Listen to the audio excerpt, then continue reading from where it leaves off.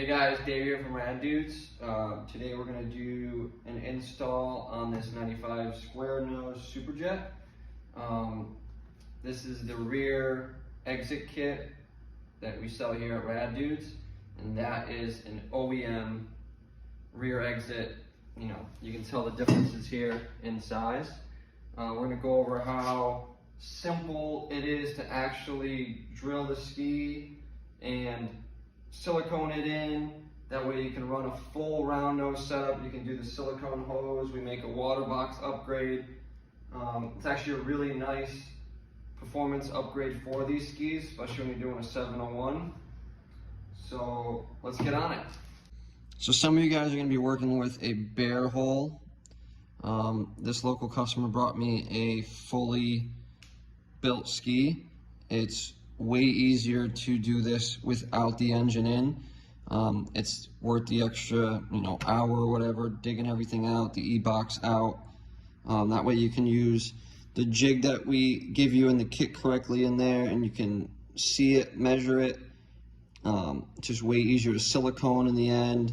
So we'll start by ripping this baby out. So once you've gotten the engine out, you got yourself some room.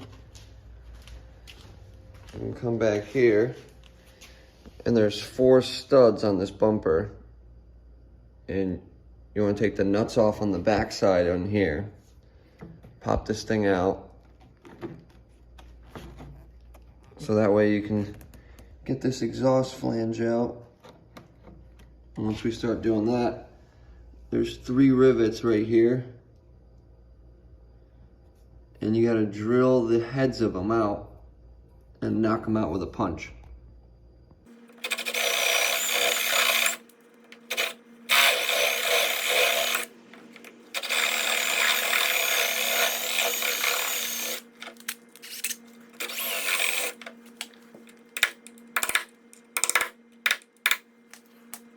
Once you've got the rivets out, we're going to move back into the engine bay.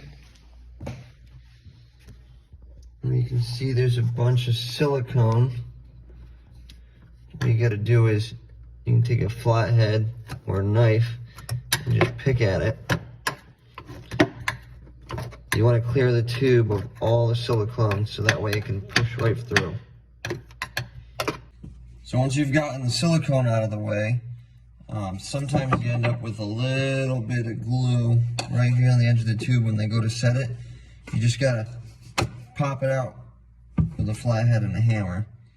And then this next part's real fun. You gotta take a block of wood, set it against the tube. I take a dead blow, and you just slowly work the tube back. Once the tube starts sticking out the back, all you gotta do is keep tapping it, and pop all the way out.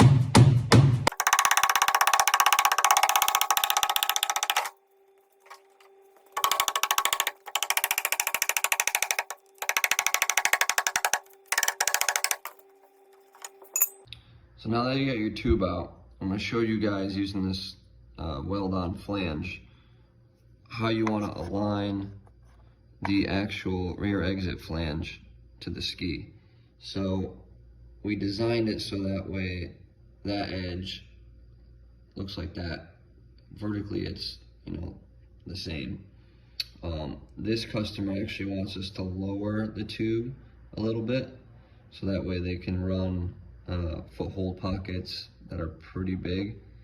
What you want to make sure of is when you hole saw your tube that you have enough clearance so that way when you're pushing it back through, it can go through the ski without hitting that bond line right there. If you want, you can clearance the ski a little bit. You're never going to see it once you put the bumper on.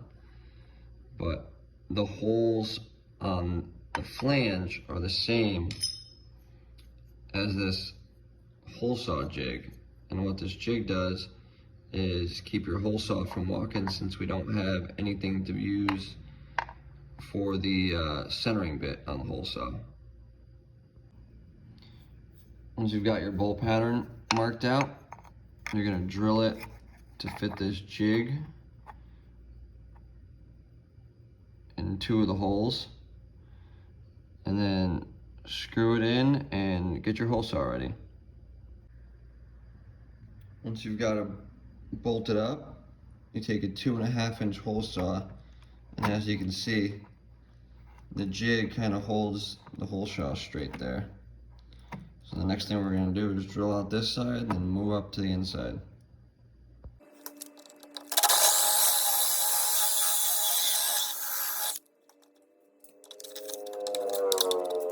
This side's a little easier. You can kind of just align the tool. I like to favor more towards the outside of the ski, so that way you stay away from the carburetors or the flame arresters or whatever. When you're done with these holes here, you can epoxy fill them or 5200 them. It really doesn't matter. So once you get this thing set up, you'll just hole saw this side out.